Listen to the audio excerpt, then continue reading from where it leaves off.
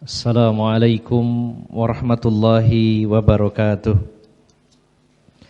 Innal hamdalillahi nahmaduhu wa nasta'inuhu wa nastaghfiruh wa na'udzu billahi min syururi anfusina wa min sayyiati a'malina. May yahdihillahu fala mudhillalah wa may yudlil fala hadiyalah. Wa asyhadu an la ilaha illallah wahdahu la syarikalah. Wa asyhadu anna Muhammadan abduhu wa rasuluhu la nabiyya ba'dah. Allahumma salli wa sallim wa barik ala nabiyyina Muhammadin wa ala alihi wa sahbihi ajma'in. Ya ayyuhalladzina amanu taqullaha haqqa tuqatih wa la tamutunna illa wa antum muslimun. Ya ayyuhan nasu attaqu rabbakumul ladzi khalaqakum min nafsin wahidah wa khalaqa minha zawjaha wa batha minhuma rijalan katsiran wa nisaa'a wattaqullaha alladzi tasaaluna bihi wal arham innallaha kana 'alaikum raqiba.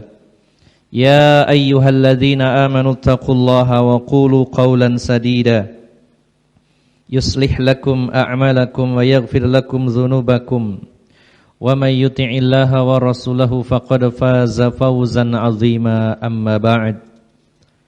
Fa inna asdaqal hadithi kitabullah wa khairal hadyi hadyu Muhammadin sallallahu alaihi wasallam wa syarrul umuri muhdatsatuha fa inna kulla muhdatsatin bid'ah wa kulla bid'atin dhalalah wa kulla dhalalatin finnar.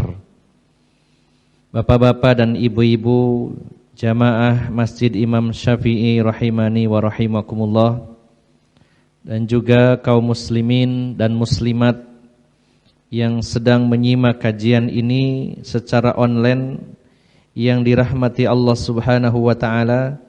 Alhamdulillah, kita bersyukur kepada Allah Subhanahu wa taala pada malam hari ini dipertemukan oleh Allah di dalam majelis yang mulia, di dalam majelis yang dibarokahi oleh Allah Subhanahu wa taala.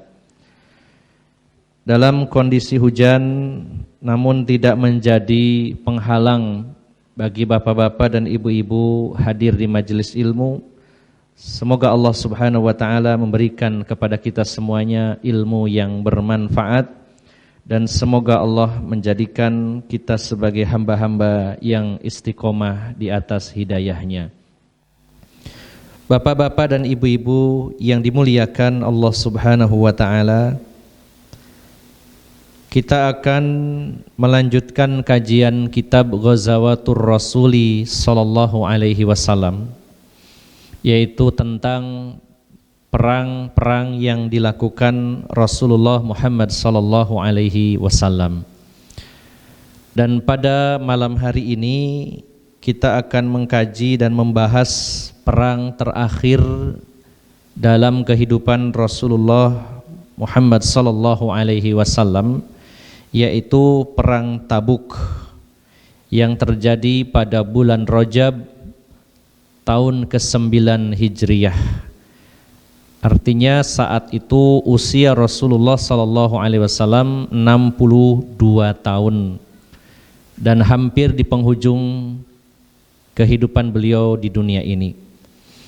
Bapak Ibu jamaah sekalian yang dimuliakan Allah Subhanahu wa taala, selalu saya ulang-ulang bahwa mempelajari tentang perangnya Rasulullah sallallahu alaihi wasallam bukan semata-mata membahas tentang pertumpahan darah, bukan semata-mata membahas tentang strategi perang, tetapi banyak sekali ibrah, banyak sekali pelajaran dan hikmah yang bisa kita petik dari peristiwa-peristiwa perangnya Rasulullah sallallahu alaihi wasallam. Baik itu pada saat sebelum keberangkatan berperang, saat perjalanan berangkat, saat berkecamuknya perang, dan juga saat kepulangan, bahkan hingga ketika Rasulullah tiba di Madinah seusai mengikuti perang yang beliau lakukan. Maka banyak sekali ilmu pelajaran yang diajarkan dan disampaikan Rasulullah sallallahu alaihi wasallam, baik itu berkaitan dengan akidah ataupun berkaitan dengan ibadah dan juga tentang muamalah serta juga tentang akhlak. Maka pada peristiwa perang yang terakhir ini, perang yang sangat menentukan siapa di antara orang-orang yang berada di sekitar Rasulullah itu orang yang benar-benar beriman dan jujur dengan keimanannya, dan siapa orang-orang munafik yang selama itu berkumpul bersama Rasulullah sallallahu alaihi wasallam. Bapak Ibu jamaah sekalian yang dimuliakan Allah Subhanahu wa taala, perang Tabuk ini memiliki nama lain, yaitu perang Usrah. Kenapa disebut perang Usrah dan pasukan yang tergabung disebut Jaishul Usrah, pasukan Usrah. Usrah artinya kesulitan. Ya, kita sering membaca surat Inna ma'al usri yusra, sesungguhnya bersama kesulitan ada kemudahan. Perang Tabuk disebut juga perang Usrah, sebagaimana Allah sendiri yang menamainya dalam surat At-Taubah ayat yang ke-79. Surat At-Taubah, karena surat inilah yang paling banyak membahas peristiwa perang Tabuk. Allah berfirman, alladzina, sebentar, ini surat At-Taubah, maaf, ayat 117. Ya. Taubah ayat 117. Allah Subhanahu wa taala berfirman, laqad taballahu 'alan nabiyyi wal muhajirin wal ansari alladhina ittaba'uhu fi sa'atil usrati min ba'di ma kada yazighu qulubu fariqin minhum thumma taba 'alaihim innahu bihim raufur rahim.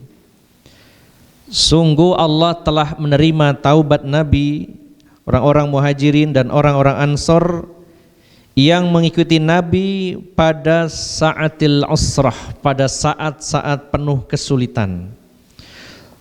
Setelah hati segolongan dari mereka hampir berpaling, kemudian Allah menerima taubat mereka.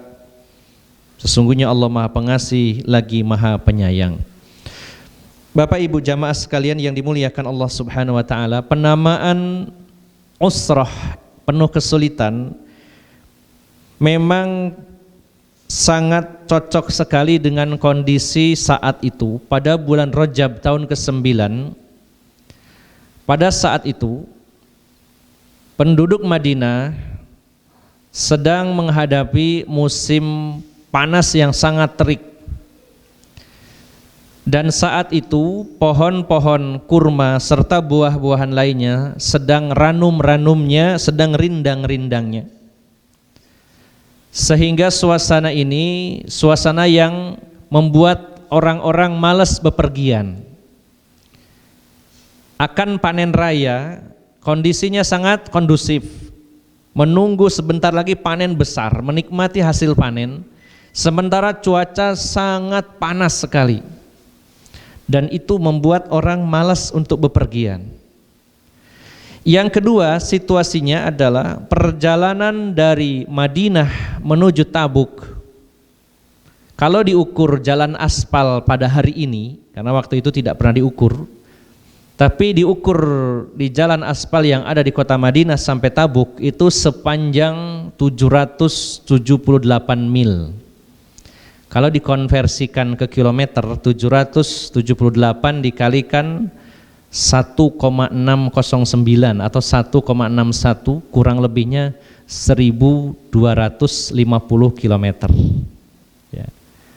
Bayangkan jarak 1250 km melewati gurun yang ganas, perjalanan yang sangat terik, sangat kurang sekali mata air, ya, dan sangat jauh.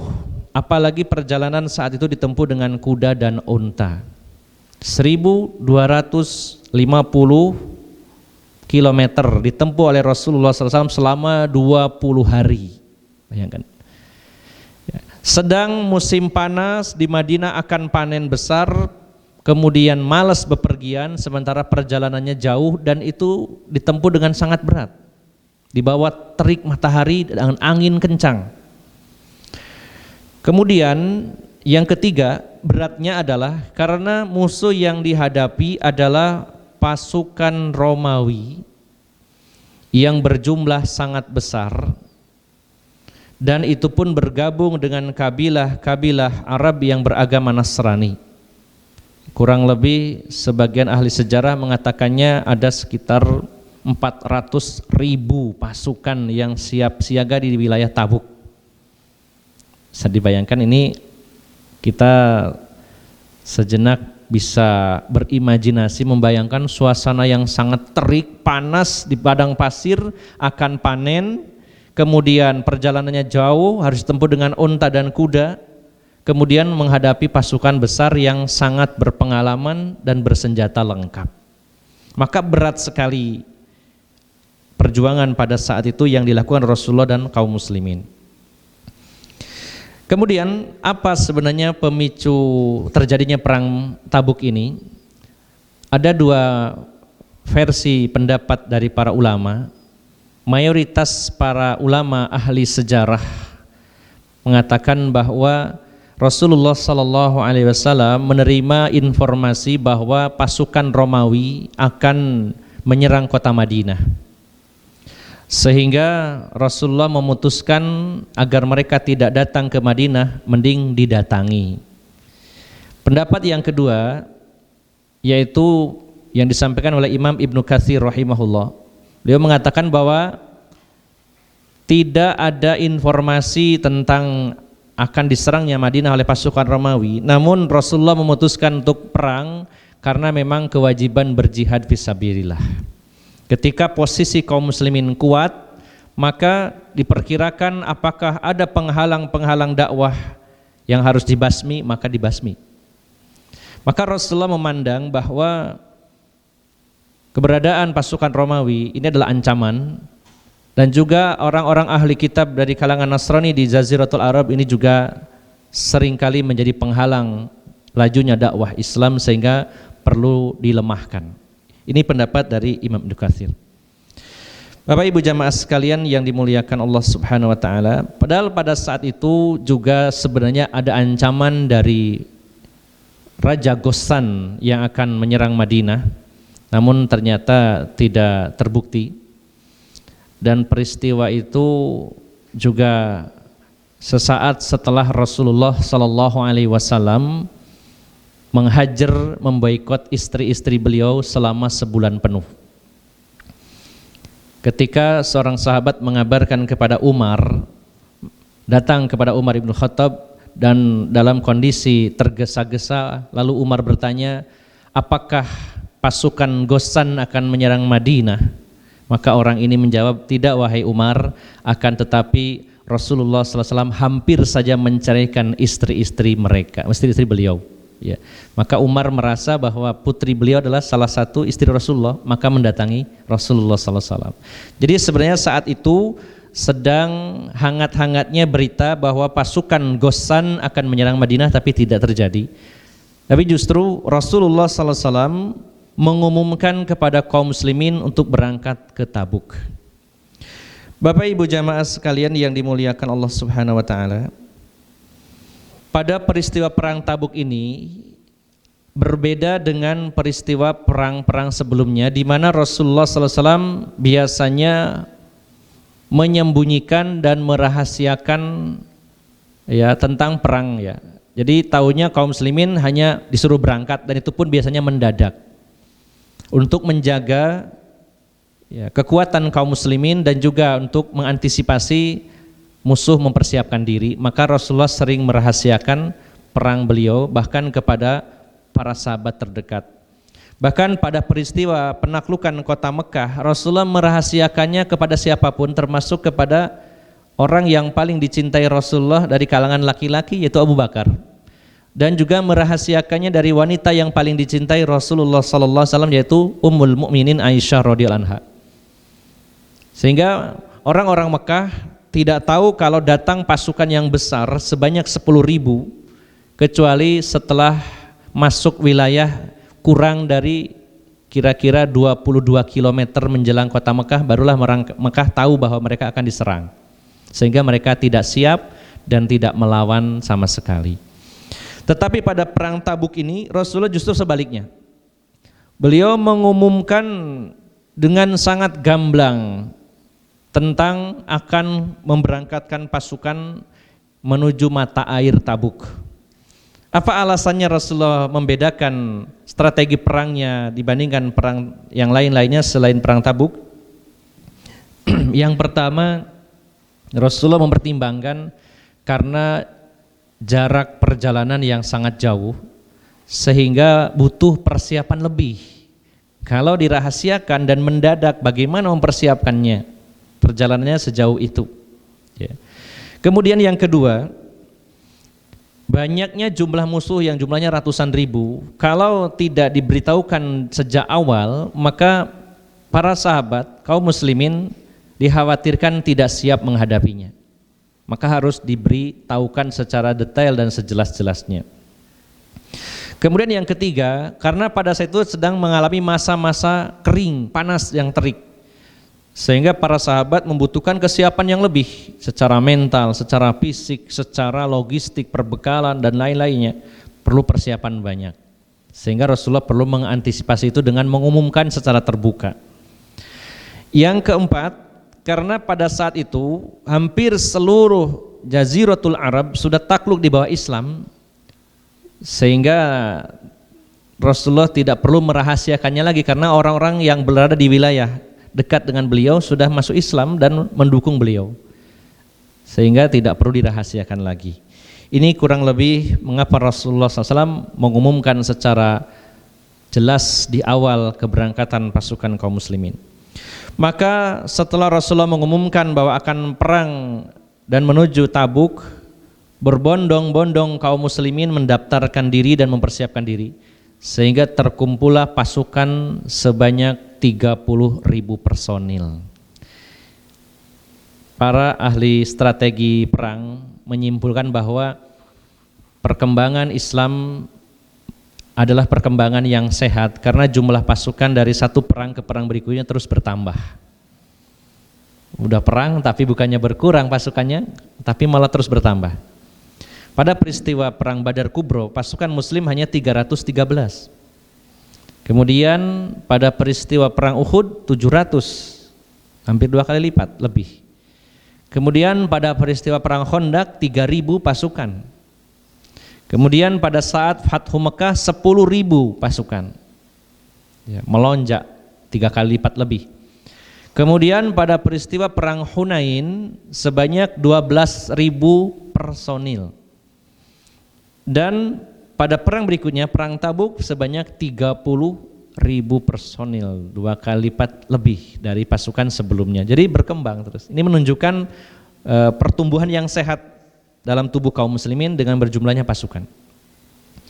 Namun Bapak Ibu jamaah sekalian yang dimuliakan Allah Subhanahu wa taala, pasukan yang besar dengan perjalanan yang jauh dan musuh yang kuat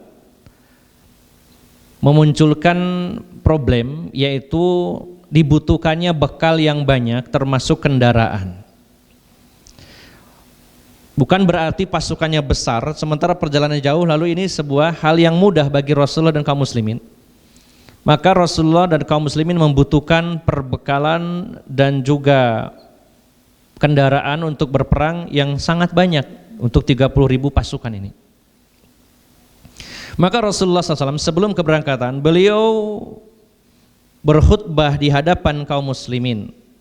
Beliau memotivasi kaum muslimin sebelum jihad dengan jiwa, jihad dengan harta. Karena memang secara umum seluruh ayat yang berbicara tentang jihad, jihad dengan harta lebih didahulukan daripada jihad dengan jiwa, kecuali dalam satu ayat, yaitu surat At-Taubah ayat 111. Seluruh ayat yang berbunyi wajahidu fi sabilillahi bi amwalikum wa anfusikum selalu diawali dengan jihad harta sebelum jiwa. Maka sebelum keberangkatan perang Tabuk, Rasulullah mengumumkan, memotivasi kaum muslimin untuk berinfak. Karena Rasulullah sudah memperhitungkan jumlah pasukan besar, sangunya juga besar. Seperti pada saat ini ketika contoh kecil saja ya, simulasi kecilnya ketika terjadi bencana alam, mengirimkan relawan sedikit dengan banyak, itu lebih banyak biayanya yang relawan banyak tentunya. Butuh ongkos lebih banyak, butuh sangu untuk keluarganya lebih banyak, ya, butuh juga akomodasi lebih banyak, ya. Sehingga perlu diperhitungkan memberangkatkan orang banyak, tapi kalau tidak cukup bekalnya juga repot. Apalagi ya perbedaannya juga jauh. Kalau yang diberangkatkan itu bujangan ya 10 orang itu lebih ringan daripada yang punya istri, apalagi istrinya lebih dari satu, lebih berat lagi. Ya sangunya lebih banyak lagi ya. Ya. Maka Rasulullah memperhitungkan 30.000 pasukan ini membutuhkan bekal yang banyak. Nah, ini problem baru yang harus diselesaikan. Maka Rasulullah memotivasi kaum muslimin untuk berinfak.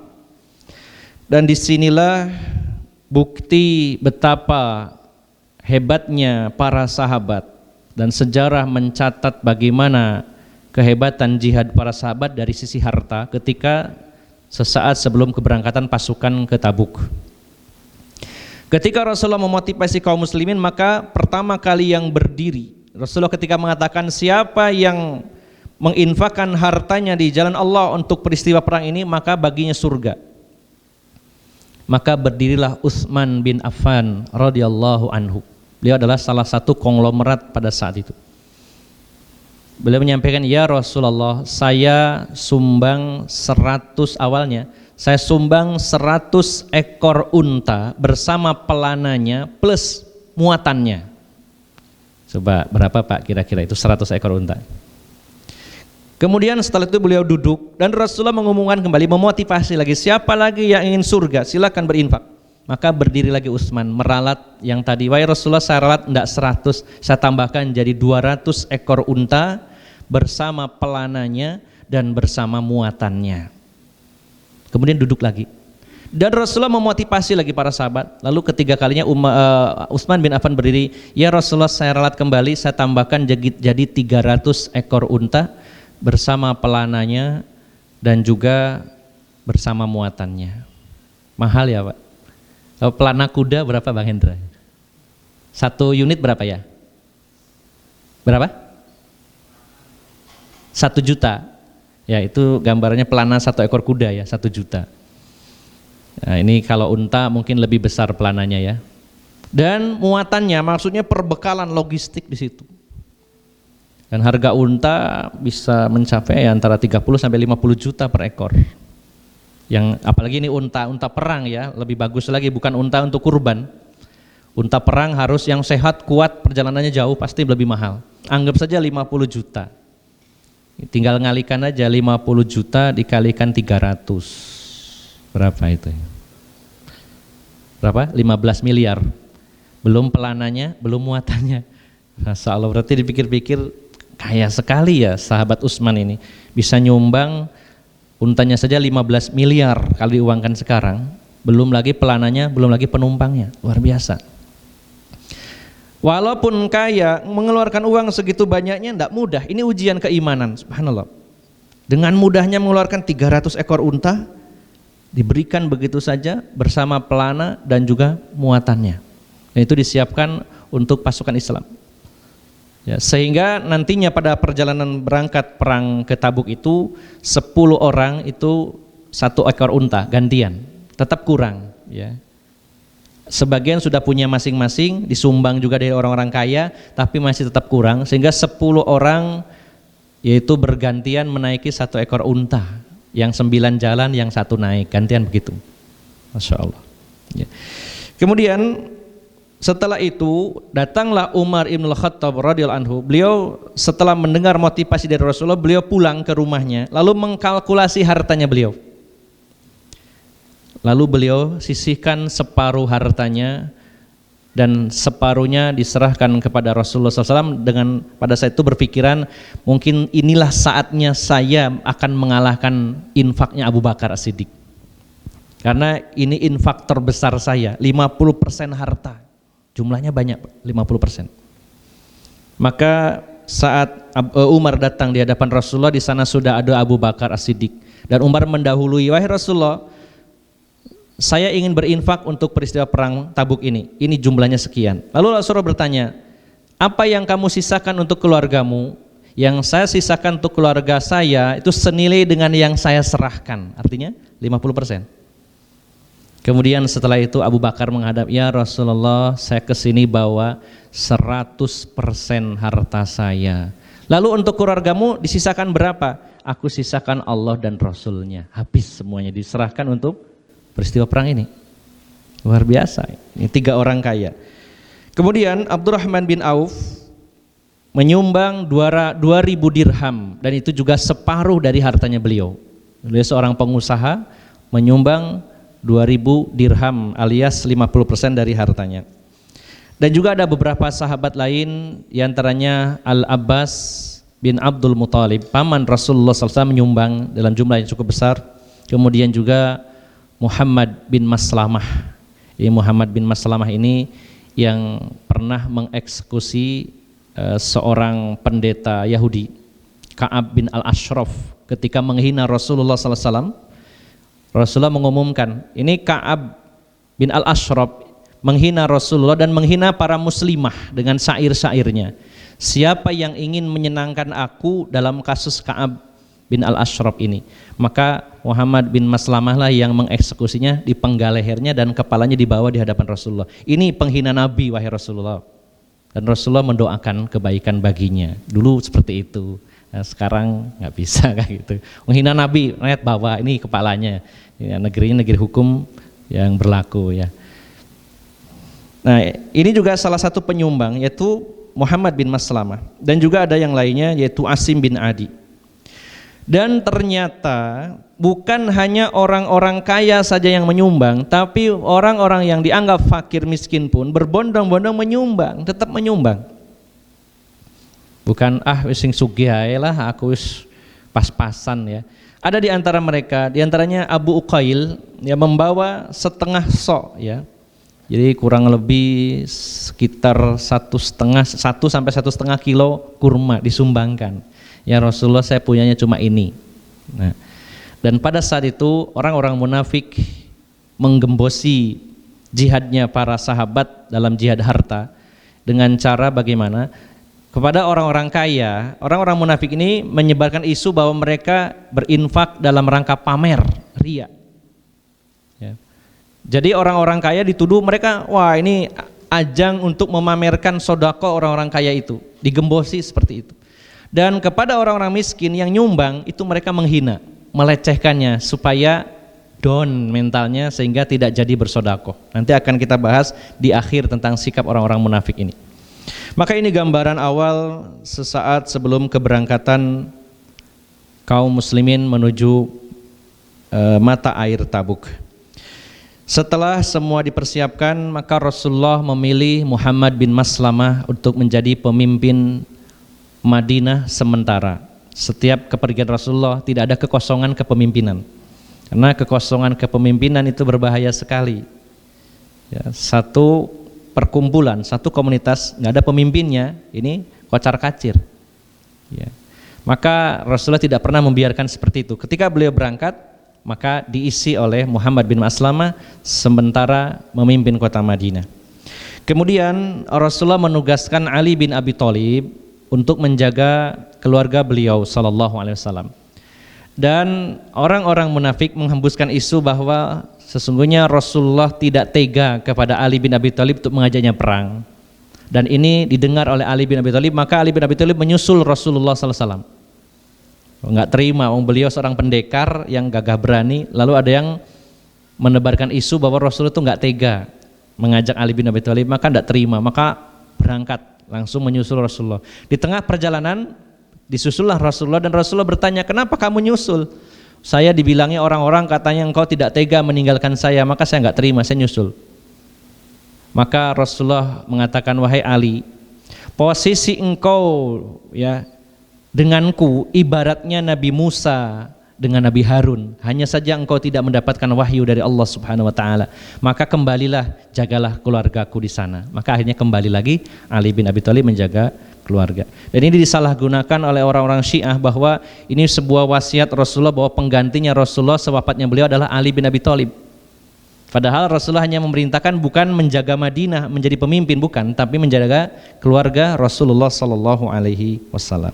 Nah, lalu Bapak Ibu jamaah sekalian yang dimuliakan Allah Subhanahu wa taala, banyak peristiwa yang terjadi selama keberangkatan dan juga saat sampai di Tabuk dan juga saat kembali dari Tabuk.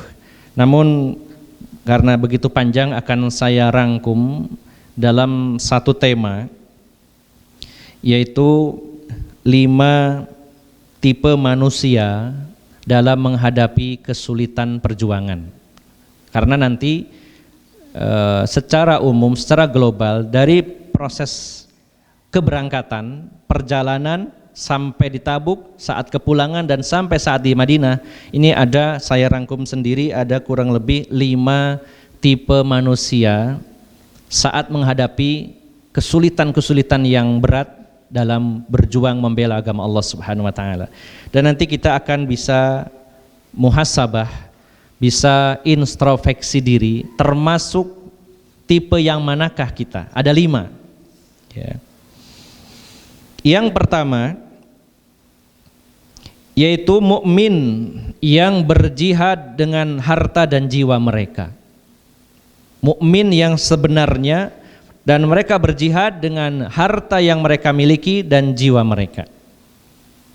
Nah, ini yang tadi kami jelaskan di awal, bagaimana para sahabat menginfakkan sebagian, bahkan ada yang seluruh hartanya, dan ini adalah bukti dari keimanan mereka. Bapak Ibu jamaah sekalian yang dimuliakan Allah Subhanahu wa taala, perang Tabuk ini menjadi salah satu indikator ya, atau alat untuk mendeteksi mana mukmin yang sesungguhnya dan mana orang-orang munafik. Karena orang-orang munafik ketika tidak ada kesulitan, mereka bercampur baur dengan kaum muslimin, sulit mendeteksinya. Kecuali Rasulullah SAW yang memang diberitahukan oleh Allah Subhanahu wa taala tentang siapa saja orang-orang munafik yang ada di Madinah, termasuk juga satu-satunya sahabat yang diberitahu Rasulullah tentang daftar nama orang-orang munafik adalah sahabat Hudzaifah ibnul Yaman, sehingga beliau juga mendapat gelar sahibu sirrin Nabi sallallahu alaihi wasallam, si empunya rahasia-rahasia dari Nabi sallallahu alaihi wasallam, karena beliau banyak mengetahui dari Nabi sallallahu alaihi wasallam tentang berita-berita gaib, dan juga termasuk salah satunya daftar nama orang-orang munafik di Madinah. Tapi secara umum kaum muslimin tidak tahu. Namun setelah peristiwa perang Tabuk, di sanalah tersaring dengan jelas, karena orang-orang munafik ini orang yang sangat berat untuk berkorban. Nah, saat kesulitan muncul inilah mereka terlihat dengan jelas. Maka disitulah muncul orang-orang mukmin yang murni dan jujur dalam keimanannya. Mereka berjihad dengan harta dan jiwa mereka.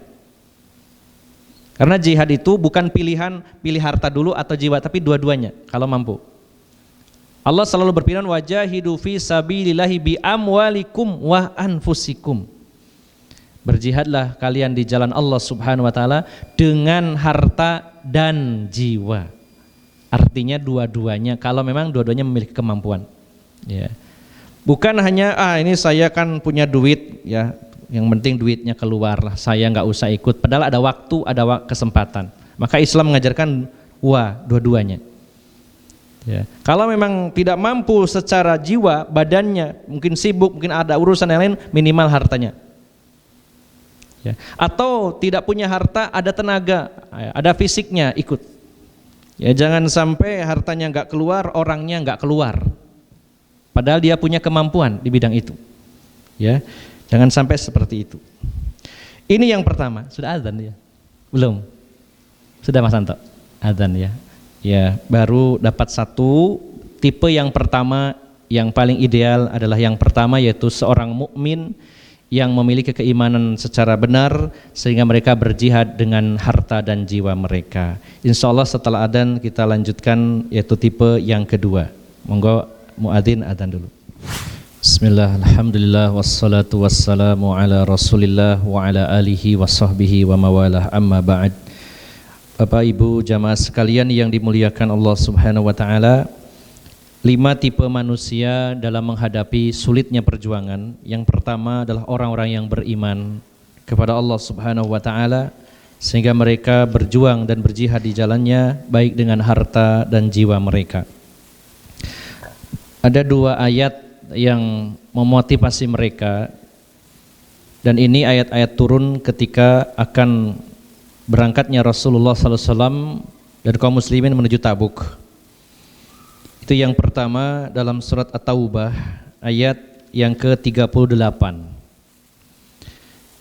Jadi kalau kita ingin mencari referensi ayat-ayat yang membahas tentang perang Tabuk, itu paling banyak di dalam surat At-Taubah, walaupun ada pembahasan tentang perang-perang yang lainnya. Bahkan nama At-Taubah sendiri itu karena diambil dari kisahnya Ka'ab bin Malik yang bertaubat kepada Allah karena tidak ikut berperang, yang terdapat di dalam surat At-Taubah ayat 118 nantinya, insya Allah kita bahas. Ayat yang memotivasi para sahabat kaum mukminin yang berjihad dengan harta dan jiwa mereka, diantaranya yang pertama surat At-Taubah ayat 38. Allah Subhanahu wa ta'ala berfirman, Ya ayyuhalladzina amanu ma lakum idza qila lakum unfiru fi sabilillahi tsaqaltum ilal ard araditum bil hayatid dunya minal akhirah fama mata'ul hayatid dunya fil akhirati illa qalil. Wahai orang-orang yang beriman, mengapa apabila dikatakan kepada kalian berangkatlah untuk berperang di jalan Allah, lalu kamu merasa berat dan ingin tetap tinggal di tempat-tempatmu? Apakah kalian lebih menyenangi kehidupan dunia ini daripada kehidupan akhirat? Padahal kenikmatan hidup di dunia ini dibandingkan kehidupan akhirat itu hanyalah sedikit. Bahkan para sahabat waktu itu memotivasi keluarga-keluarga mereka ketika dikatakan bahwa perjalanannya sangat panas dan sangat terik sekali, maka mereka mengatakan sesungguhnya panasnya perjalanan menuju Tabuk tidak ada apa-apanya jika dibandingkan panasnya api neraka jahanam. Ya, maka para sahabat termotivasi dengan ayat ini. Kemudian juga di dalam surat At-Taubah ayat 41 Allah berfirman, Infiru khifafan wa thiqalan wajahidu bi amwalikum wa anfusikum fi sabilillah dzalikum khairul lakum in kuntum ta'lamun. Berangkatlah kalian dalam keadaan ringan maupun berat, dan berjuanglah, berjihadlah kalian dengan harta kalian dan jiwa kalian di jalan Allah Subhanahu wa ta'ala. Yang demikian itu lebih baik bagi kalian jika kalian mengetahuinya. Para sahabat, baik ketika Rasulullah masih ada dan setelah wafatnya beliau, mereka memahami betul firman Allah ini, yaitu perintah untuk berangkat dalam keadaan ringan maupun berat. Karena kondisi ringan itu variasinya banyak, modelnya banyak, dan kondisi berat juga banyak modelnya. Di antara para sahabat Nabi, ada yang berangkat saat usianya sudah sangat lanjut, dan ketika anak-anaknya mencegah keberangkatan ayahnya yang sudah kakek-kakek, maka ayahnya mengatakan, Infiru khifafan wa thiqalan wajahidu bi amwalikum wa anfusikum fi sabilillah. Berangkatlah kalian dalam keadaan ringan maupun berat, dan berjihadlah dengan harta dan jiwa kalian di jalan Allah. Maka mereka generasi tua mengatakan bahwa yang dimaksud khifafan, ringan, itu adalah saat muda, dan thiqalan itu saat tua. Dan Allah perintahkan perang itu bukan hanya saat muda saja, tapi juga saat tua. Maka saya berangkat tetap, walaupun sudah tua. Sebagian sahabat menafsirkannya begitu. Dan juga sebagian yang lain, diantaranya Al-Miqdad bin Al-Aswad usianya yang sudah semakin tua, beliau sangat gemuk. Sehingga para sahabat mengatakan, engkau ada uzur karena gemuk yang luar biasa, sehingga berat. Ya. Kalau gemuk kamu nggak lincah nanti ya. Maka beliau membacakan firman Allah, infiru khifafan wa thiqalan wajahiduhu bi amwalikum wa anfusikum fisabilillah. Berangkatlah kalian saat ringan, yaitu saat langsing, dan berangkatlah saat gendut, saat berat. Nggak pilih-pilih, jangan jadi alasan saya dulu langsing sekarang gendut gak iso berangkat, ambaane ngos-ngosan, nggak ada. Perintahnya infiru khifafan wa thiqalan. Ya. Saat tua, saat muda sama, berangkatlah kalau memang masih mampu untuk berangkat. Ya.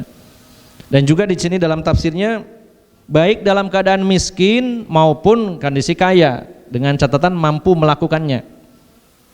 Ya. Tidak ada alasan, subhanallah. Inilah yang dipahami para sahabat. Saat itu kondisinya sedang sangat berat, sementara perintahnya berangkatlah saat ringan maupun berat. Nah, saat itu sedang berat, maka dibuktikan. Hanya satu ayat saja butuh pembuktian. Ya. Tidak perlu banyak. Bahkan kadangkala satu ayat saja kita sulit membuktikannya untuk mengamalkan ayat tersebut. Ya. Karena seringkali kita tertahan untuk berjuang di jalan Allah gara-gara merasa berat. Kayak abot iki, ya ekonominya sik rada abot. Sebenarnya bisa berangkat. Ya. Kalau dulu kan saya longgar, tapi sekarang sudah repot, nggak bisa. Nah, ini sama ya. Selama masih bisa ditinggalkan dan tergantung tingkat kepentingannya seperti apa, maka inilah ujian dari pengamalan ayat infiru khifafan wa thiqalan. Kemudian Bapak Ibu jamaah sekalian yang dimuliakan Allah, inilah para sahabat kaum mukminun yang merupakan tipe pertama, mereka jujur dan benar dalam keimanan mereka, sehingga mereka berjihad dengan harta dan jiwa mereka, baik dalam keadaan susah maupun dalam keadaan senang. Yang kedua, kelompok yang kedua, mukmin memiliki semangat jihad namun tidak ada kemampuan. Ya.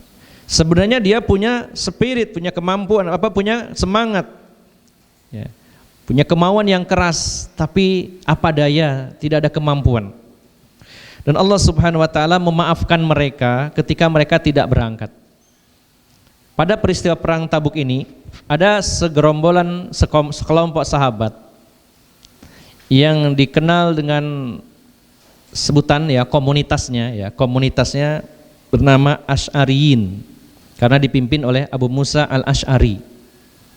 Para ahli sejarah mengatakannya kelompok al-Asy'ariyin karena pemimpinnya yang mengetuai waktu itu rombongan itu adalah Abu Musa al-Asy'ari. Jadi diambil dari nama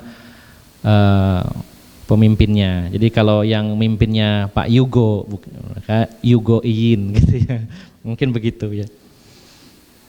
Nah, mereka adalah orang-orang yang miskin, yang lemah.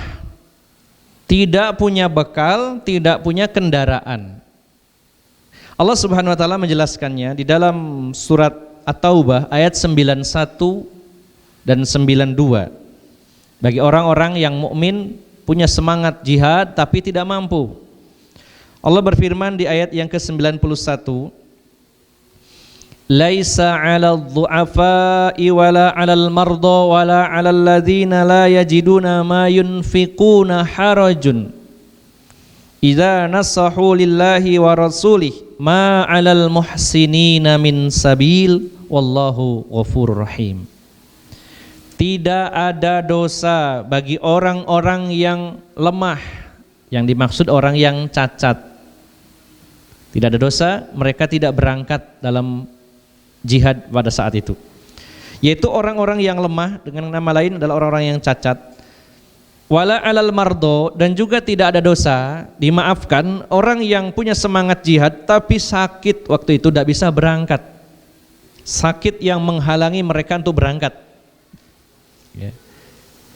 Dan juga tidak ada dosa bagi orang-orang yang tidak mendapati apa yang bisa mereka infakkan, selama idza nasahu lillahi wa rasuli, selama mereka itu menasehatkan, maksudnya memurnikan ketaatannya kepada Allah dan Rasulnya.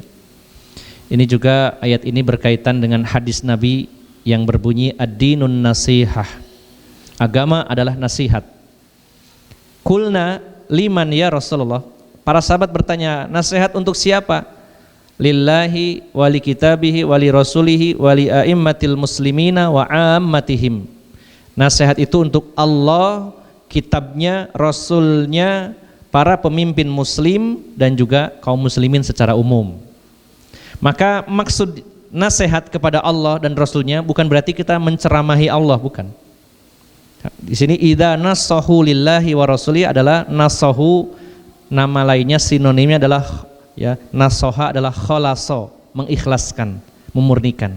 Ya. Mereka yang cacat, yang sakit, yang tidak punya harta yang bisa untuk memberangkatkan mereka, tidak ada dosa kalau mereka nggak berangkat selama mereka memurnikan ketaatannya kepada Allah dan Rasulnya. Tidak ada jalan untuk menyalahkan orang-orang yang baik.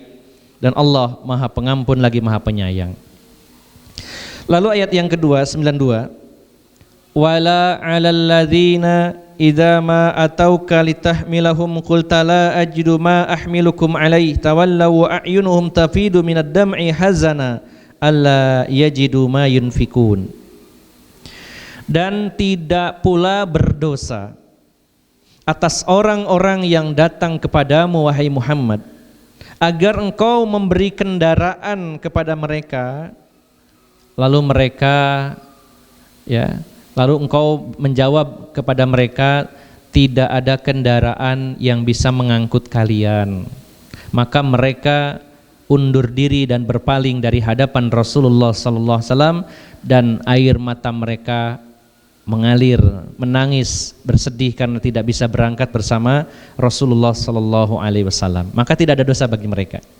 Bahkan Bapak Ibu jamaah sekalian yang dimuliakan Allah Subhanahu wa taala, pada saat itu para sahabat yang tidak bisa berangkat sampai mereka di tengah malam, hari-hari sebelum keberangkatan mereka sholat malam dan menangis di hadapan Allah Subhanahu wa taala. Ya. Mereka menangis sedih sekali karena gak bisa berangkat berperang di jalan Allah Subhanahu wa taala, padahal mereka ingin. Jadi yang menghalangi mereka untuk berangkat adalah karena ketidakmampuan mereka, baik secara fisik karena cacat ataupun karena sakit. Yang kedua karena tidak ada duit, nggak ada kendaraan, ya. Minta tumpangan nggak cukup, tumpangannya nggak ada. Kalau bahasa kita itu dolek barengan, nggak ono sing barengi. Ya, boya aku bareng, ya soalnya nggak iso tuku bensin, nggak ono kendaraane. Kok mangane ya nek anduk ya melok lah ngono ya gitu ya. Tapi nggak ada ya. Dan mereka sangat ingin berangkat tapi nggak ada, bagaimana lagi? Rasulullah sudah memaafkan mereka. Mereka datang kepada Rasulullah dipimpin oleh Abu Musa Al-Asy'ari radhiyallahu anhu, meminta agar diajak berangkat, namun ada uzur karena nggak ada kendaraan, minta dicarikan kendaraan. Maka Rasulullah mengatakan tidak ada yang bisa membawa kalian. Lalu mereka mundur dari hadapan Rasulullah dan mereka menangis, bahkan di tengah malam mereka memohon kepada Allah karena mereka ingin berangkat tapi tidak ada kemampuan. Maka sebagian dari mereka dari kelompok Al-Asy'ari ini akhirnya setelah itu keesokan harinya Rasulullah mendapat 3 ekor unta, maka diserahkan kepada mereka agar bisa berangkat sebagiannya. Maka kelompok yang kedua dari kaum mukminin ini adalah mereka punya militansi, mereka punya semangat juang, tapi kemampuanlah yang membatasi mereka, baik karena ketidakmampuan secara fisik maupun secara finansial. Ini kelompok yang kedua. Yang ketiga, ada di antara kaum mukminin yang berjuang tapi terlambat, ketinggalan, tapi tetap menyusul. Di antaranya diwakili 2 sahabat Nabi sallallahu alaihi wasallam. Yang pertama Abu Dzar Al-Ghifari radhiyallahu anhu. Abu Dzar sebenarnya berangkat bersama rombongan Rasulullah karena 30.000 itu banyak sekali Pak, orang bayangkan ya, 30.000 itu lumayan banyak ya. Berangkat, kemudian saat perjalanan untanya Abu Dzar ini sangat lambat sekali, sangat lambat ya, karena kan kemampuan orang beda-beda. Ada yang berangkatnya pakai Pajero gitu kan ya, pakai turbo bisa capet ya. Kok ono maneh nisore pakai Kijang Innova ya. Bawahnya lagi Avanza, terus ada sing Xenia silinder 3, itu kan lemot kalau nyalip ya. Terus belakangnya lagi ono sing gawe Kijang lawas-lawas, ono sing numpak mobil Cherry. Macam-macam lah gitu, sama seperti sekarang. Begitu pula motor, ada yang CB 150R, ada yang Honda Ulung, begitu, macam-macam. Nggak harus seragam berangkatnya. Maka mungkin kalau sekarang istilahnya motor atau mobil yang sudah agak tua, mogoan, jadi ketinggalan. Maka Rasulullah dan kaum muslimin sudah berjalan, Abu Dzar menyusul di belakang tapi ketinggalan jauh. Sehingga ketika Rasulullah singgah di satu tempat, kemudian beristirahat, nah, apa yang dilakukan Abu Dzar Al-Ghifar?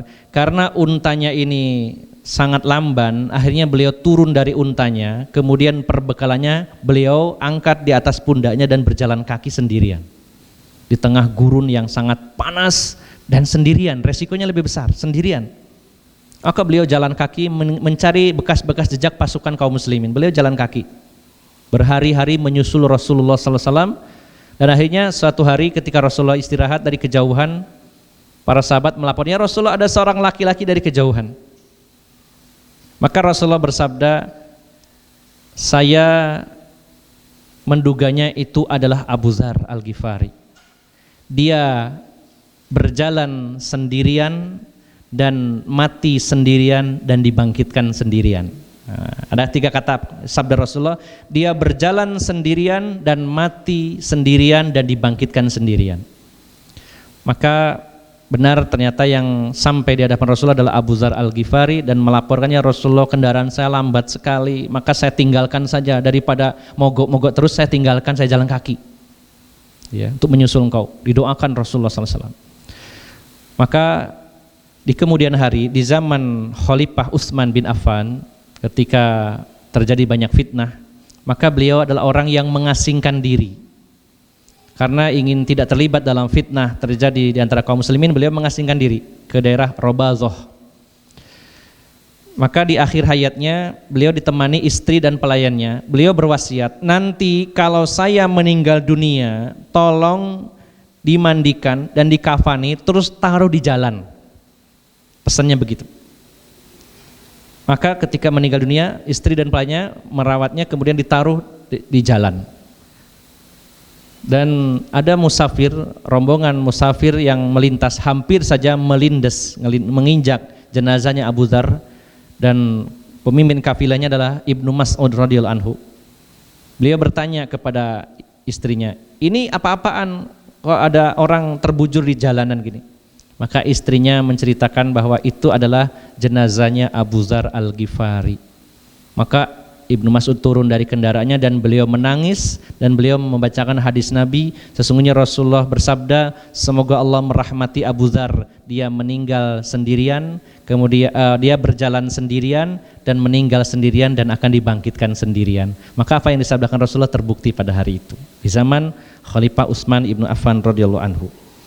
Maka ini orang yang berjuang, ya mukmin yang berjuang, namun karena ada keterbatasan juga tertinggal, tapi tidak menyurutkan niatnya untuk kembali lagi. Kadang orang sudah di tengah jalan, wah kayak ini saya gak mungkin bisa berangkat, balik lagi lah. Nah, ini enggak, lanjut terus. Ini yang pertama. Yang kedua, ini ada yang bernama sahabat Abu Hoitsamah. Beliau tertinggal juga beberapa hari bahkan dalam perjalanan itu. Ya. Kenapa beliau tertinggal? Beliau orang yang hidupnya senang, sehingga beliau ini sempat awalnya lalai. Ya. Pada suatu hari beliau masuk ke kebunnya yang sangat subur, di mana kurma-kurma sudah mulai menghitam, dan beliau memiliki 2 orang istri yang dua-duanya berada di kebun itu, sedang merias gubuk yang ada di kebun itu. Ya, kalau sekarang mungkin villa lah gitu ya, jadi bukan rumahnya tapi dibuatkan semacam gazebo atau gubuk. 2 istrinya ini ngecat ya, mengapur gubuknya ini, diperbagus, kemudian di dalamnya dibanyakin airnya, tempat-tempat air di dalam gubuk ini supaya dingin, kemudian disiapkan makanan, kemudian dua-duanya berdandan. Dan dua-duanya mempersilakan kepada suaminya yang satu orang ini ya, Abu Khaisamah. Maka saat mendekat ke gubuknya, dia lihat gubuknya dirapikan dengan bagus, dicat, kemudian rindang, kemudian dingin suasananya, kemudian makanan sudah tersedia yang lezat-lezat dan ditungguin dua orang istri yang cantik. Apa yang beliau pikirkan? Saat itu beliau berhenti dan beliau berpikir, demi Allah ya, pada saat ini Rasulullah sedang berjalan di bawah teriknya matahari di tengah gurun, di bawah hembusan angin yang kencang dan debu yang mengepul. Sementara saya di sini disiapkan ya villa yang bagus, makanan tersedia, suasananya dingin dan dua istri yang cantik-cantik. Maka ini tidak adil. Maka kepada kedua istrinya beliau mengatakan, demi Allah, aku tidak akan masuk ke gubuk ini sebelum aku bisa menyusul Rasulullah SAW. Maka siapkan segala perlengkapan, saya akan berangkat. Maka kedua istrinya nggak banyak bicara, ya, karena istrinya pejuang, ya, istrinya sahabat, dan dua-duanya sepakat, gitu ya. Ini dua-duanya sepakat. Kadang istrinya satu, ya, sulit. Ya, ini dua-duanya sepakat. Dua-duanya menyiapkan perbekalan. Dan beliau pun menyiapkan kendaraannya, maka menyusul Rasulullah SAW, padahal sudah tertinggal beberapa hari. Dan dari kejauhan Rasulullah sudah sampai di Tabuk waktu itu. Sudah sampai di Tabuk, berhenti, baru sampai. Dari kejauhan terlihat ada seorang penunggang, maka Rasulullah mengatakan, aku menduganya itu adalah Abu Khaisamah, dan ternyata benar. Dan saat itu beda sikapnya Rasulullah ya, kepada Abu Dzar dengan Abu Khaisamah. Rasulullah lebih tegas lagi. Ya, walaupun beliau Abu Khaisamah sudah bertaubat, dalam arti meralat kesalahannya yang tidak ikut berangkat, tapi terlambat, Rasulullah tetap menegurnya ya, dengan baik. Tapi sikapnya beda dengan Abu Dzar Al-Ghifari yang memang benar-benar terpaksa terlambat karena ketidakmampuannya dari sisi kendaraan. Kalau yang ini Rasulullah tetap menghargai, namun karena seorang prajurit, beliau seorang komandan, tetap ditegur. Ya. Maka ini adalah kelompok yang ketiga. Mereka mukmin tapi kadang-kadang terlambat dalam berjuang. Ada sesuatu hal yang membuat mereka terlambat, tapi mereka tetap berangkat. Ya. Dan disitulah juga satu pelajaran bahwa Abu Khaisamah yang awalnya di situ terjadi perang batin. Di depan matanya ada gubuk yang indah, dingin, rindang di dalam kebun yang buahnya ranum, kemudian ada makanannya, ditungguin dua istri yang sudah berdandan. Maka perang batin. Maka disitulah salah satu ibrohnya adalah ada kalanya kita juga mengalami hal serupa, antara harus berangkat atau tidak. Perang batin di situ, mana yang menang di situ. Maka Abu Khaisamah ini membuktikan kebenaran imannya, dia termasuk seorang mukmin yang berjuang di jalan Allah walaupun sempat terlambat. Ini kelompok yang ketiga. Nah, yang keempat yaitu kaum mukminin yang tertinggal betul-betul tidak ikut perang karena kelalaian mereka. Ya. Tapi mereka adalah orang-orang mukmin yang benar dalam keimanan mereka. Di antaranya adalah yaitu yang paling terkenal sampai Imam Bukhari dan Imam Muslim menulis dalam kitab sahih keduanya meriwayatkan hadis dari Ka'ab bin Malik, karena pelakunya adalah Ka'ab bin Malik radhiyallahu anhu. Dalam hadis yang sangat panjang sekali, yang mungkin sudah sering disampaikan para ustadz di sini, saya hanya merangkum saja bahwa ada 3 orang sahabat yang tertinggal. Yang pertama itu sahabat Ka'ab bin Malik, kemudian yang kedua itu sahabat Murarah ya bin Ar-Rabi, atau ada yang mengatakan bin Rabi'ah, Murarah bin Rabi'ah. Kemudian yang ketiga yaitu sahabat yang bernama Hilal bin Umayyah. Yang 2 terakhir itu usianya sudah lebih tua, sementara yang Ka'ab bin Malik lebih muda. Nah, Ka'ab bin Malik secara sekilas bercerita bahwa pada saat Rasulullah mengumumkan perang Tabuk, pada saat itu aku sedang banyak duit. Kesimpulannya begitu ya. Aku sedang banyak rezeki waktu itu. Dan aku sedang sangat sehat dan banyak waktu luang. Ya. Bahkan aku sebenarnya sudah menyiapkan 2 kendaraan langsung yang tidak pernah aku lakukan pada perang-perang sebelumnya. Buat cadangan ya, bawa 2 kendaraan. Saking antusiasnya. Ya. Namun pada hari keberangkatan saya menunda-nunda pekerjaan, di rumah ada urusan, nanti saja, sampai akhirnya tertinggal jauh oleh Rasulullah SAW sehingga tidak berangkat dan menunggu sangat lama. Ya. Kalau menurut perhitungan Rasulullah berangkat ke Tabuk itu 20 hari dan berkemah di Tabuk 20 malam, 20 hari, dan pulang kemungkinan lagi adalah 20, berarti 60 hari, 2 bulan kurang lebihnya, meninggalkan Madinah selama 2 bulan. 3 sahabat ini merasa sangat tidak nyaman. Di sana mereka hanya bertemu dengan orang-orang yang cacat, yang sakit, orang yang miskin tidak berangkat, dan orang-orang munafik. Mereka sangat tidak nyaman karena mereka bukan orang yang cacat, bukan yang sakit, bukan yang miskin, juga bukan orang munafik. Sangat tidak nyaman, lontang lantung, ngalor ngidul, bingung.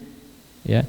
Dan kata Ka'ab bin Malik, pada saat hari-hari kedatangan Rasulullah dan pasukannya, aku semakin gak tenang.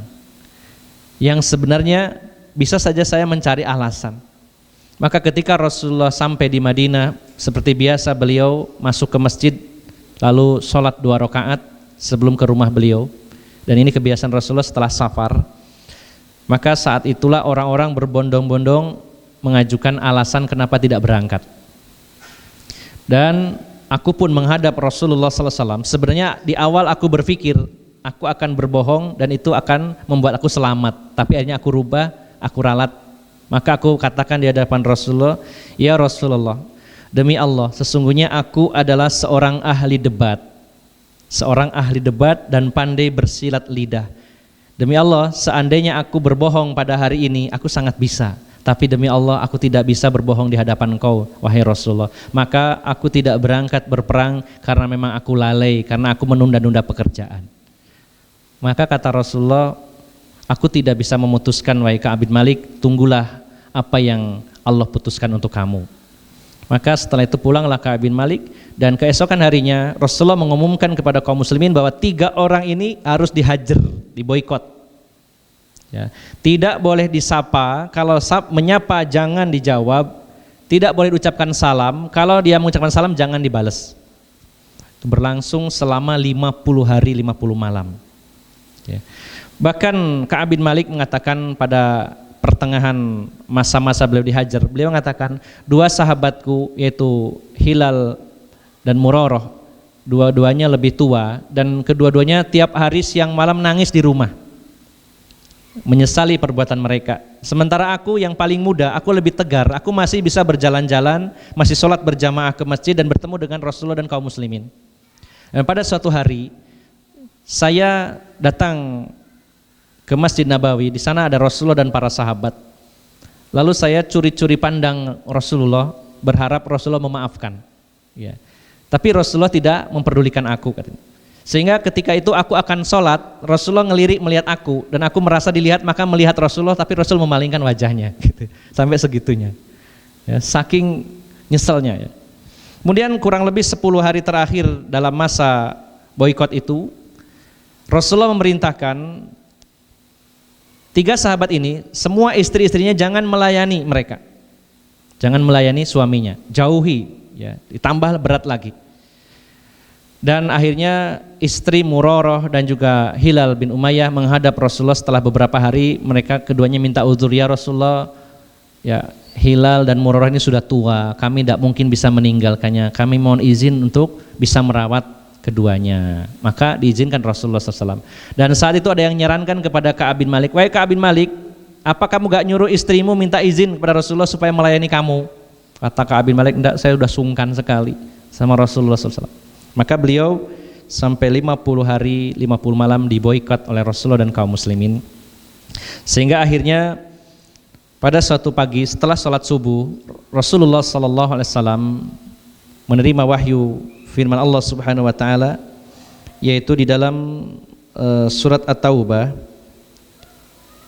ayat yang ke-118. Surat At-Taubah ayat 118.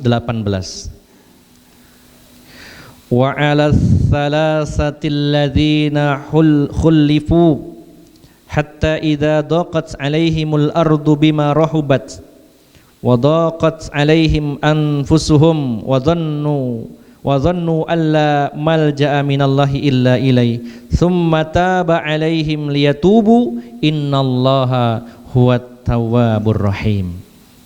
Dan Allah menerima taubat 3 orang yang ditinggalkan, Ka'ab bin Malik, Murarah ya bin Ar-Rabi dan Hilal bin Umayyah. Allah ampuni, Allah maafkan ketiganya ya. Hingga ketika bumi terasa sempit bagi mereka, padahal bumi itu luas, dan jiwa mereka pun telah pula terasa sempit bagi mereka, serta mereka telah mengetahui bahwa tidak ada tempat lari dari siksaan Allah melainkan kepadanya saja. Kemudian Allah menerima taubat mereka agar mereka tetap dalam taubatnya. Sesungguhnya Allah Maha Penerima taubat lagi Maha Penyayang. Maka surat At-Taubah diberi nama At-Taubah karena ada kisah taubatnya 3 orang sahabat ini, khususnya dalam surat At-Taubah ayat yang ke-118. Maka ketika mendengar berita bahwa Allah Subhanahu wa taala memaafkannya, maka Ka'ab bin Malik berangkat menuju Rasulullah sallallahu alaihi wasallam dan beliau bertanya, "Wahai Rasulullah, apakah engkau yang memaafkan saya atau Allah?" Maka Rasulullah menjawab, Allah yang telah memaafkanmu, dan Allah berfirman dalam surat At-Taubah ayat 118. Maka pada saat itu Ka'ab bin Malik begitu senangnya beliau menginfakkan kebun yang beliau miliki kepada kaum muslimin. Nah, ini adalah kelompok yang keempat, mukmin tapi lalai dan meralat kesalahannya. Mereka bertaubat kepada Allah Subhanahu wa taala, bahkan mereka harus menanggung akibat dari perbuatannya dengan diboikot atau dihajar oleh Rasulullah sallallahu alaihi wasallam. Dan yang terakhir, tipe manusia dalam menghadapi kesulitan berjuangan, yaitu tipe orang-orang munafik. Ya. Ini ada 3 ayat yang Allah sampaikan. Sebenarnya ada beberapa ayat, namun yang poin penting 3 ayat di dalam surat At-Taubah tentang orang-orang munafik ini. Yang pertama, apa yang disampaikan oleh Abdullah bin Ubay, ya ini dedengkotnya munafik, pemimpinnya munafik. Dia menghadap Rasulullah sallallahu alaihi wasallam memberikan alasan. Di dalam surat At-Taubah ayat 42, Allah berfirman, "Lau kana 'aradan qariban wa safaran qasidan lattaba'uk, walakin ba'udat 'alaihim asy-syuqqah wa sayahlifuna billahi law istata'na la kharajna ma'akum yuhlikuna anfusahum wallahu ya'lamu innahum lakadzibun." Kata Abdullah bin Ubay bin Salul, dia di hadapan Rasulullah beralasan. Dia mengatakan, sekiranya yang kamu serukan itu wahai Muhammad kepada mereka ada keuntungan yang mudah diperoleh dan perjalanannya tidak seberapa jauh, pasti mereka akan mengikutimu. Ya. Tetapi karena tempat yang dituju itu terasa sangat jauh bagi mereka, maka mereka bersumpah dengan nama Allah, jikalau kami sanggup niscaya kami berangkat bersamamu. Mereka membinasakan diri mereka sendiri dan Allah Maha mengetahui bahwa mereka adalah para pendusta. Jadi alasannya adalah, apa yang kamu serukan, kamu umumkan perang Tabuk kepada mereka kaum muslimin, ya. Sebenarnya kalau itu ada keuntungan yang mudah diperoleh dan perjalanannya sedikit, perjalanannya pendek, pasti akan ikut. Ya. Jadi tipe yang pertama dari orang munafik itu adalah akan mengkalkulasi dalam setiap misi. Kalau misinya itu mudah dan ada keuntungannya yang besar, maka mereka bergabung. Tapi kalau misi ini berat, keuntungannya sedikit, maka mereka mundur, tidak ikut. Jadi ada perhitungan duniawi. Inginnya mereka adalah perjalanannya pendek, kalau perangnya itu dekat, terus yang diserang itu kaya, ya, wilayah yang kaya, ya bisa ikut. Tapi karena ini jauh dan belum karuan menang, belum karuan dapat ghanimah, maka mereka nggak ikut. Nah, hati-hati, ini karakter munafik yang pertama, yaitu memperhitungkan untung rugi dalam urusan dunia saat mengemban sebuah misi, tugas berjuang di jalan Allah Subhanahu wa taala. Yang kedua, di ayat yang ke-46 surat At-Taubah, Allah berfirman, At-Taubah ayat 46, walau aradul khuruja la a'addu lahu 'uddatan walakin karihallahum bi'athahum fasabbatahum wa qila qudu ma'al qa'idin. Seandainya mereka itu mau berangkat, ya, seharusnya mereka mempersiapkan diri. Namun karena mereka tidak punya persiapan, maka Allah tidak suka keberangkatan mereka dan Allah lemahkan semangat mereka dan dikatakan kepada mereka, duduklah kalian bersama orang-orang yang duduk. Pelajaran yang bisa kita ambil di sini adalah sebagaimana yang dijelaskan oleh Syekh Ibnu Al-Utsaimin rahimahullah, bahwa orang-orang munafik itu tidak punya kesiapan dalam berperang, sehingga kalau mereka pun seandainya berangkat, Allah nggak suka keberangkatan mereka karena mereka nggak siap. Karena orang yang nggak siap kalau berangkat bukannya membantu malah merepotkan, malah membuat pasukan kocar-kacir nantinya karena nggak siap. Dan orang yang nggak siap Allah akan lemahkan semangatnya.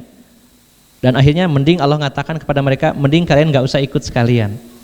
Dan beliau Syekh Utsaimin menjelaskan bahwa hal ini berlaku bukan hanya dalam kasus perang tapi dalam semua ibadah. Allah menyukai orang-orang yang mempersiapkan diri dalam beribadah. Menghadapi sholat, mempersiapkan, menghadapi puasa, mempersiapkan, ya, dan sebagainya. Semuanya harus ada persiapan. Nah, ciri orang munafik yang kedua adalah orang-orang itu tidak punya kesiapan untuk berjihad fisabilillah. Dan yang terakhir yang terjadi pada peristiwa perang Tabuk ini adalah surat At-Taubah ayat 49. Ini perkataan salah satu tokoh dari munafik selain Abdullah bin Ubay bin Salul, ada yang namanya Jad bin Qais. Al-Jad bin Qais. Allah berfirman, wa minhum may yaqulu dzanli wala taftinni ala fil fitnati saqatu wa inna jahannama lamuhitatum bil kafirin. Dan di antara mereka ada orang yang berkata, itu Al-Jad bin Qais, orang munafik, berilah aku izin untuk tidak berangkat berperang, dan janganlah engkau wahai Muhammad menjerumuskan aku ke dalam fitnah. Ketahuilah bahwa mereka telah terjerumus ke dalam fitnah dan sungguh jahanam meliputi orang-orang yang kafir. Saat keberangkatan pasukan muslim ke Tabuk, tokoh munafik ini datang kepada Rasulullah SAW. Dan Rasulullah mengatakan di awal bahwa kalian akan berperang melawan Bani Asfar, yaitu Romawi. Bani Asfar, Asfar artinya kuning karena kulit mereka kuning, bule-bule.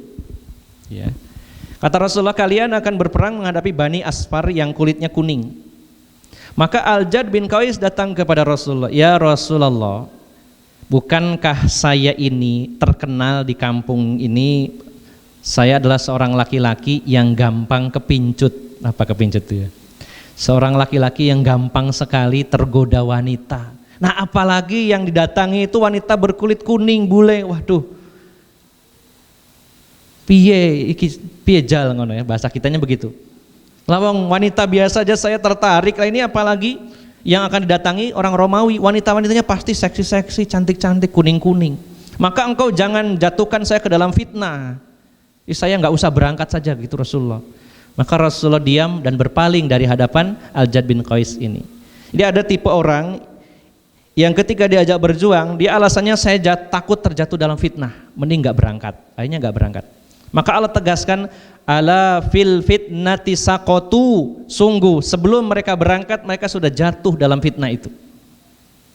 Jadi ada orang kadangkala godaan dari syaitan ingin membantu saja, itu masih mempertimbangkan nanti kalau saya bantu terkena fitnah, nggak usah dibantu. Nah, dengan tidak mau membantu dia sudah jatuh kepada fitnah. Kalau dia mau membantu bisa jatuh dalam fitnah, bisa tidak. Tapi kalau tidak mau membantu sudah jatuh dalam fitnah. Ya, ini sering saya contohkan, barangkali di sekitaran kita ada janda miskin, ya, banyak yang tidak jadi membantunya karena istrinya bilang, mas ojo dibantu kok sampean kena fitnah. Ya, maka dengan tidak mau membantunya berarti sudah jatuh ke dalam fitnah, sehingga nggak ada orang yang membantunya karena semuanya takut fitnah. Akhirnya benar-benar nggak ada yang bantu. Ini contohnya saja. Ya, kan bisa saja dibantu, nggak harus suaminya yang bantu, ya istrinya yang datang. Ya, suaminya nyuruh ya gini dek lah supaya nggak jadi fitnah, ya opo nek tak rabi pisan. Misal ya contohnya begitu, misal ya. Atau supaya nggak jadi fitnah sampean ae sing berangkat. Ya, bantuan ya, ewangono jadi jarno sakno. Ya, sampean enak duwe bojo, ono sing dolekno duit, lan dhek enggak ono sing dolekno duit. Udan-udan ngene sampean enak duwe bojo, kono enggak ono, sakno Dek. Misalkan contoh ya begitu ya. Maka jangan terhalangi berbuat baik kepada orang lain dengan alasan fitnah-fitnah. Harus dicek dulu, cari cara yang tidak ada fitnah di sana. Ya. Nah, ini alasan dari Al-Jad bin Qais, ya Rasulullah, saya ini laki-laki yang gampang tergoda wanita. Kalau saya berangkat, gimana nanti kalau terfitnah wanita Romawi di sana? Mending saya nggak berangkat. Ya. Ya, maka Rasulullah tidak menjawabnya, beliau berpaling. Ya, kalau bahasa sekarang tuh jarkan saja sakarep-karepnya ya. Jadi dibiarkan sama Rasulullah SAW. Nah, inilah Bapak Ibu jamaah sekalian, dan sebagai penutup ada satu kisah lagi yang perlu kita bahas sekilas, yaitu adanya Masjid Diror ya. Karena ada kaitannya dengan orang munafik ini. Jadi Masjid Diror ini juga kemunculannya dan dirobohkannya sepulangnya Rasulullah dari peristiwa perang Tabuk. Sejarah dari Masjid Diror itu bermula dari seorang tokoh pendeta yang bernama Abu Amir Ar-Rahib. Namanya Ar-Rahib, dia seorang rahib. Abu Amir Ar-Rahib, sebelum Rasulullah hijrah ke Madinah, beliau seorang tokoh besar di Madinah. Ketika Rasulullah datang ke Madinah dan orang-orang berbondong-bondong mendukung Rasulullah SAW, maka Abu Amir Ar-Rahib ini semakin keras permusuhannya kepada Rasulullah SAW. Dia tidak beriman, tidak jadi orang munafik, tapi melarikan diri ke Mekah. Rasulullah hijrah ke Madinah, dia melarikan diri ke Mekah dan terus memprovokasi orang-orang Mekah bahwa Rasulullah di sana semakin berkembang, kalau kalian tidak basmi akan semakin kuat, terus diprovokasi. Maka terjadilah perang-perang, ada perang Badar, perang Uhud. Bahkan Abu Amir Ar-Rahib inilah yang menyarankan di medan Uhud, dia yang membuat lubang-lubang sehingga salah satu yang masuk dalam lubang itu adalah Rasulullah SAW. Jadi Rasulullah sempat terperosok dalam lubang itu, sehingga ketika itu beliau diserang sampai giginya beliau patah, kemudian kepalanya beliau bocor, dan di pelipis beliau ada lempengan baju besi yang masuk ke pelipisnya Rasulullah ketika beliau terperosok dalam lubang yang dibuat atas saran Abu Amir Ar-Rahib ini. Maka ketika kaum muslimin dalam banyak sesi mendapatkan kemenangan-kemenangan, maka dia akhirnya ketika penaklukan Mekah, dia melarikan diri bertemu dengan Raja Heraklius, minta perlindungan di sana dan minta bantuan. Lalu dia sering mengontak orang-orang munafik di Madinah bahwa orang-orang Romawi akan membantu orang-orang munafik di Madinah. Maka salah satu yang diperintahkan oleh Abu Amir kepada orang-orang munafik, buatkan benteng dan rumah ibadah dekat Masjid Quba. Buatkan benteng dan rumah ibadah di dekat Masjid Quba, yang nantinya untuk tempat kalian berlindung dan persinggahan pasukan Romawi yang akan datang membantu kalian. Maka dibangunlah orang-orang munafik sebuah benteng dan sebuah masjid yang dikenal dengan nama Masjid Diror. Nah, sebenarnya tujuannya untuk memecah belah kaum muslimin supaya jamaahnya terpecah, tidak hanya di Masjid Nabawi tapi ada masjid lain. Yang kedua, untuk tempat mampir dan persinggahan orang-orang kafir nantinya ketika akan menyerang Rasulullah dan kaum muslimin. Maka saat pulang dari perang Tabuk, orang-orang munafik ini minta pengukuhan kepada Rasulullah untuk sholat di sana. Jadi kalau dalam bahasa kita itu semacam gunting pita atau apa ya istilahnya, peresmian lah begitu ya. Kalau yang meresmikan Rasulullah kan akan diakui ini. Maka mereka meminta kepada Rasulullah SAW sepulang dari perang Tabuk untuk meresmikan Masjid Diror ini, dan supaya setelah itu dibuka dan diaktifkan. Maka hanya Rasulullah SAW mengetahui semuanya, dan Rasulullah memerintahkan untuk merobohkan Masjid Diror itu karena memecah belah persatuan kaum muslimin dan jadi basisnya orang-orang munafik serta calonnya basis pertahanan orang-orang kafir di kemudian hari. Maka Rasulullah perintahkan untuk merobohkan masjid tersebut. Dan tentu ini tidak bisa dijadikan dalil oleh sebagian orang. Ada beberapa kasus penghentian proyek masjid seperti di Miyah ya, di Miyah, di Gresik dan beberapa tempat. Sebagian mereka yang menghalangi pembangunan itu beralasan bahwa ini masjid diror karena suka memecah belah kaum muslimin gitu. Ada yang sampai seperti itu, berdalil dengan masjid diror. Jadi nggak apa-apa ketika kita jelaskan bahwa ini rumah Allah ya, kita harus bela, kita harus dirikan di sana akan ada orang sujud dan ruku. Apa alasan mereka? Subhatnya ini masjid diror, Rasul aja ngerobohkan, jadi nggak masalah kita robohkan masjid ini karena juga memecah belah kaum muslimin gitu. Apakah sama yang dilakukan mereka orang-orang munafik yang dimotori oleh Abu Amir Ar-Rahib dengan kaum muslimin yang berjuang untuk menegakkan tauhid, menegakkan sunnah Nabi sallallahu alaihi wasallam? Tidak sama. Itu hanya tuduhan yang keji saja tanpa bukti, dan ini adalah bentuk menyamakan kaum muslimin dengan orang-orang munafik, wal iyadzubillah. Bapak Ibu jamaah sekalian yang dimuliakan Allah Subhanahu wa taala, maka 5 tipe manusia dalam menghadapi kesulitan pada saat berjuang. Yang pertama, mukmin yang benar dengan keimanannya dan dia berjihad dengan harta dan jiwanya.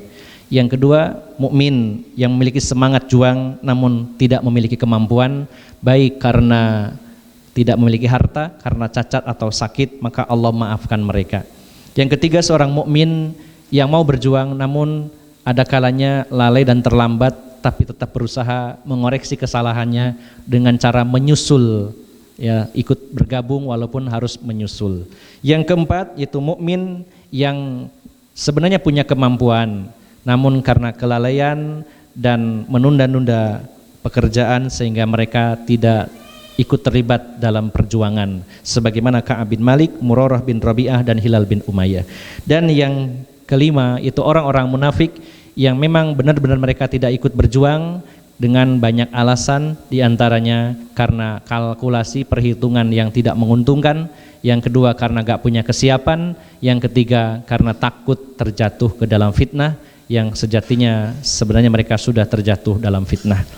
Maka mari kita introspeksi diri, muhasabah, kita termasuk kelompok yang mana ketika ada pengumuman bahwa kita butuh untuk berjuang di jalan Allah Subhanahu wa taala, dan itu membutuhkan kita, apakah termasuk yang nomor 1, nomor 2, nomor 3, nomor 4 atau nomor 5, atau mungkin ada nomor 6 yang nggak mau tahu, terserahlah melo embuh ya, nggak tahu lagi ya. Ini silakan dipilih mau masuk kelompok yang mana. Demikian Bapak Ibu jamaah sekalian, kurang lebih sekilas tentang peristiwa Perang Tabuk yang tentunya karena keterbatasan waktu tidak secara lengkap kami sampaikan. Khususnya juga ada beberapa poin yaitu tentang mukjizat yang terjadi selama peristiwa Perang Tabuk. Di antaranya Allah menurunkan hujan di saat kaum muslimin kehausan. Karena memang sangat berat, sampai di antara para sahabat ada yang menyembelih unta kendaraan mereka dan diperas airnya dari perut unta dan diminum ya, saking nggak adanya air. Maka salah satu mukjizat Rasulullah adalah turunnya hujan, yaitu terjadi di daerah Hijr, yaitu tempat kampungnya kaum Tsamud, di mana rumah-rumah mereka dari batu.